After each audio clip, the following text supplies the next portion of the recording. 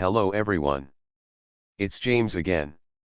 And today I want to talk about a comment that was left on my video entitled, "The Reality of Men and Women Issues." And here's what Southern Star had to say. Hello James.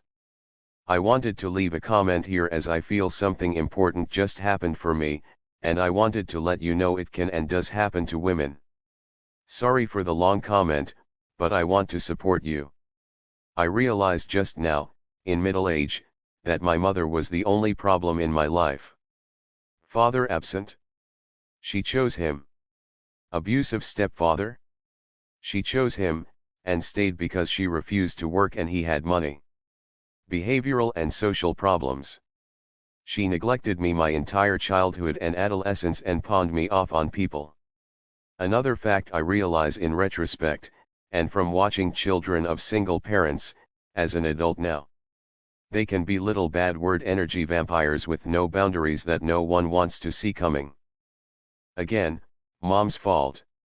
She played the victim, eclipsing her child's needs with her sob stories, and only after she died and with God's intervention did I realize what a lot of single mothers do. They spin a tale of delusion, to themselves first and then to their offspring, and are backed up and empowered by society. It's actually a mind control of sorts, where the kids can believe anything under the sun besides the obvious, which is they had a low vibration loser mother. I was bullied for good reason. I was the weird kid for good reason. I had dating life problems for good reason.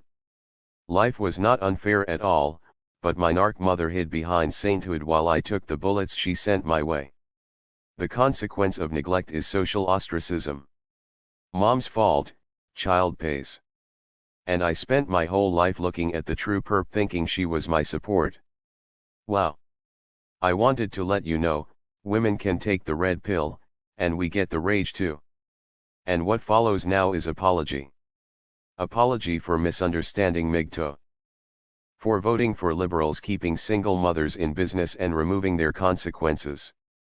For being blind to the incredible privilege I've denied having for my entire life. For blaming my father and for letting my mother die in sainthood when she truly deserved a slap to the face. But God is real, and so is Luke 8:17. It's only a matter of time until all your brothers and sisters in Christ wake up from the delusion going on. Now first I want to say, thank you Southern Star for such a powerful and important comment. And thank you for sharing parts of your story with us as well. Now there's many things about this comment that are important. Mainly women that were raised by a narcissistic mother finally getting it. Here's the facts people. Both men and women can be just as evil as each other. When people talk about who's more of a narcissist, men or women, it's all a game of bogus numbers to keep you from seeing the abusers that are in front of you. And again, sadly what happened when a lot of the women's groups started to take shape many years ago. It was all men are abusers. All men are this and that. And then it was said in the same breath that women by nature are better caregivers and parents than fathers. And that women feel emotions for their children stronger than fathers.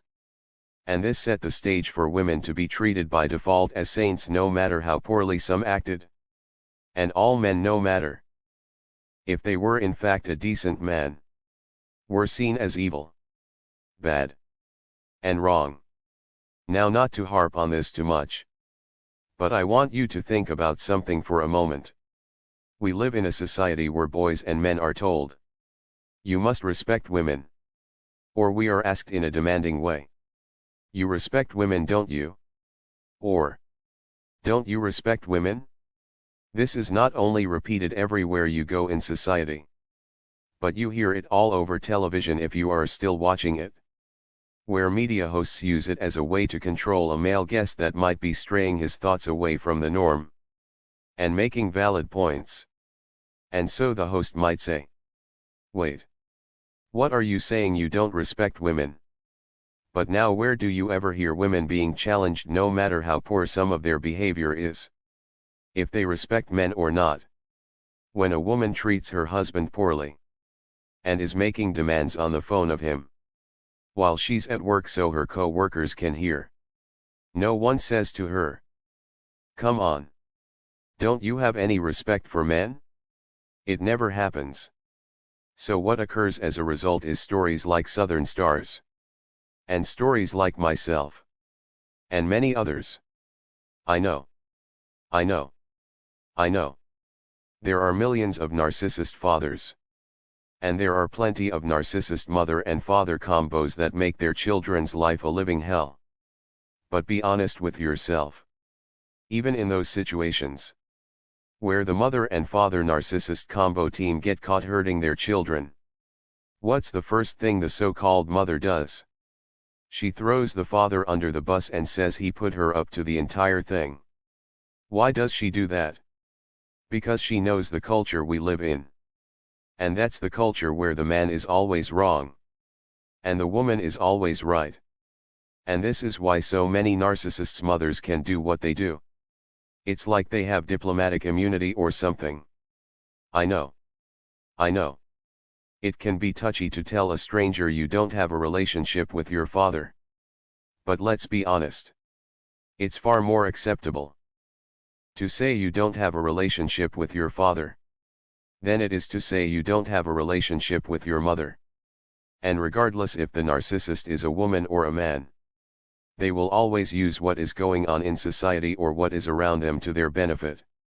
And right now, it's a paradise for narcissist women. I've stated before. After my father died, and my mother burned through all of his money, we for a time had to move to a lower income type place because my mother was milking the system, using the fact she was a single mother to get free money and sit or sleep on the sofa all day, and not be an active parent. And while living in such a place, I remember the hundreds of families. And there was maybe three at most that were honest, hard-working and decent people.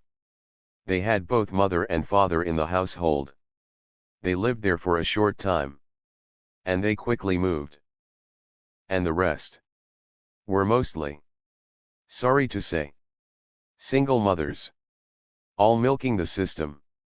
And didn't have an ounce of parenting bone in their body. You can tell they just had these kids for free money and a free ride. And who ended up suffering the most? The children. But guess who paid the price when these children ended up going to jail or prison for wrongdoing? Or even dead in some cases. That's right.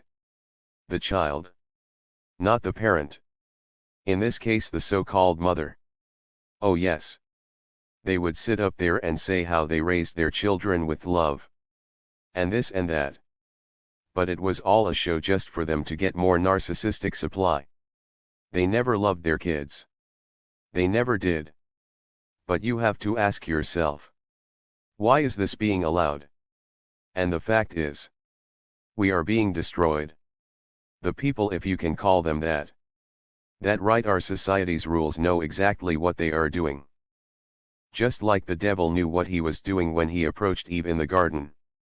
Because even in cases where the woman isn't a narcissist, with the right brainwashing, a good woman can be made to second-guess her good man, and turn against him. And all it takes is a few generations of this and it completely destroys a society. To the point where narcissism rules. And decency is abnormal. I too, like Southern Star, was pawned off on others. And I too as a child blamed my father. Because I simply didn't understand what was happening and that my father was a victim too. And a smear campaign was done against him. Oh, I figured it out later when I connected the dots. That her treatment of me was too similar to the treatment of my father. And it finally made me think. But when my father was living, she had me convinced he was the boogeyman that was going to steal me from her in the middle of the night. And no matter how nuts my mother appeared to others, no matter if they believed her lies or not, she was allowed to keep on rolling with it all. Because she was a woman. And that's the fact. And she knew it completely and fully. And somewhere somehow this has got to stop. Look. We are just people. Good men and good women. Bad men and bad women. And good men and bad women that are capable of bad things. If marriage and divorce laws were made to be fair, I would give it a year or two. And narcissists would quickly figure out there's nothing in it for them getting married. Because if you take away these ridiculous, and I do mean ridiculous, child support awards, and abolish alimony, and you marry someone that, let's say, cheats on you, you have the right to say, I'm done with this relationship. But both parents will share both financial and emotional responsibility for the children. Now, of course, if one parent is rich and the other isn't, the rich parent can pay for the private school, if that's where they are sending their child. But this money doesn't have to be paid to the other parent. I think the parent paying such a bill can handle paying it directly to the school. But that being said, the idea that the parent that is rich has to buy a house for the ex-spouse that isn't, so the child doesn't have to see to different living styles, is nuts. Because this is where women that are narcissists take advantage and hypergamy is in full effect.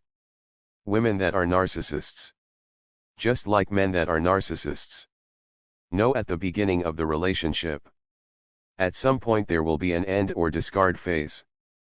But the narcissist women have a leg up on this. And it's called hypergamy. Let's face it, in our society, it's still abnormal for a woman that's professional making six figures to marry a guy that works in the mailroom at minimum wage. It happens. But it's rare. But it's still common in our society for a woman that works at the local grocery store to meet, date, and marry a man that makes six figures. Men rarely marry up. They do it, but it's not common. They marry laterally at times. And they oftentimes marry down. And we live in a society where the person that has the most money in a relationship is usually the loser when that relationship ends. So narcissist women have children and get married as a way to control the man they are with. And have an income. All I was to my mother was a check and narcissistic supply. I was just a means to an end for her. And I'm not alone. This is widespread and common to the point where we can joke about it in our society and everyone knows the joke. But again, who takes the blame when things go wrong? Who takes the blame? That's right.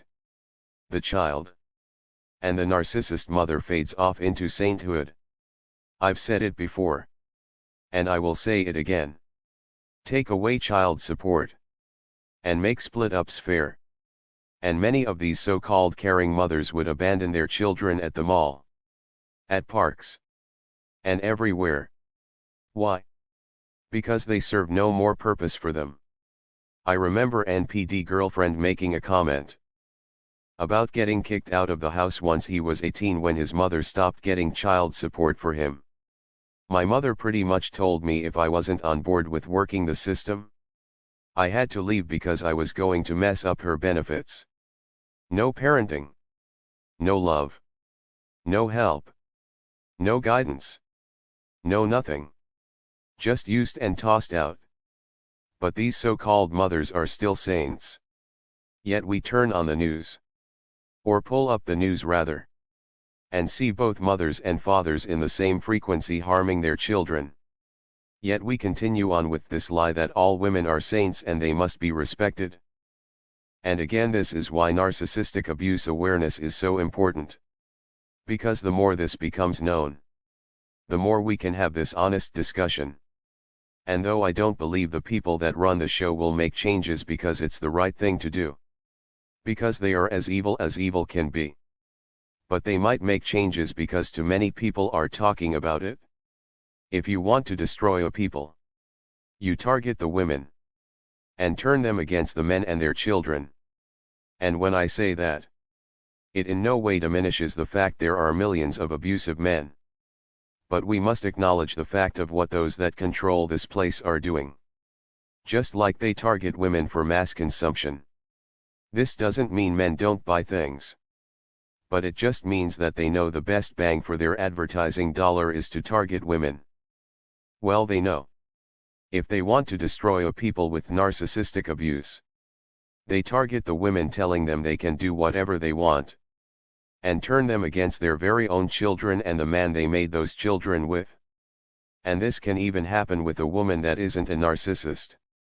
Because the targeting is so masterfully done.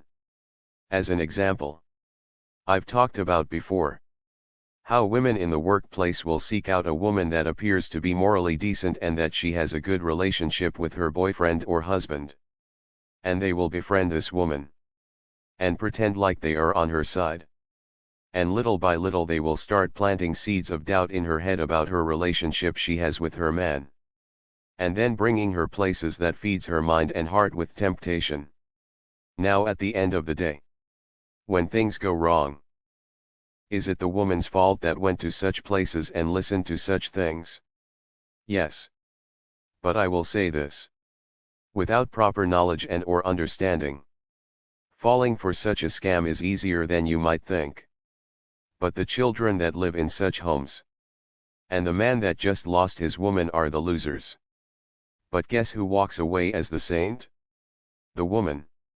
Even if she cheats on this man with her man's so-called best friend and 10 of her co-workers, she can still flip it to where the man takes the blame. And children like Southern Star and myself, and maybe even you, grow up in the middle of it. What we need to do is get to a place where we can openly admit that women abuse men just as bad as men abuse women. Because the minute we can come to terms with this, we can come up with real solutions to this problem, which will in turn give millions of innocent children a fighting chance. Something to think about. Again, Southern Star. Thanks again for the comment. And to everyone out there, thank you for your support. Yes, Southern Star. Women too can get red pill rage over such issues. And it's that rage that will help us push for a positive change. With that being said, let's keep praying for wisdom. Let's keep praying for strength. And let's keep praying for courage. And until next time, bye for now. And be good to yourself.